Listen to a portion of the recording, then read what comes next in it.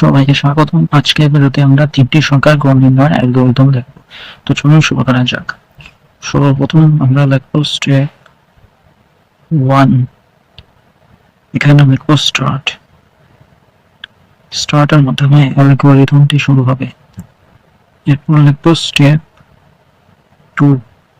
এখানে ইনপুট নেব আমরা এ, বি এবং সি।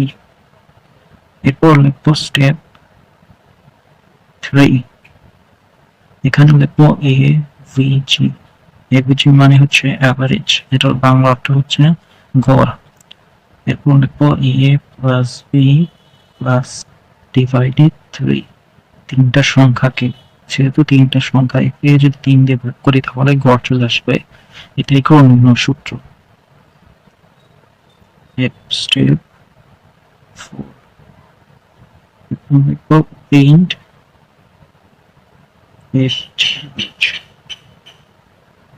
এরপর স্টেপ 1।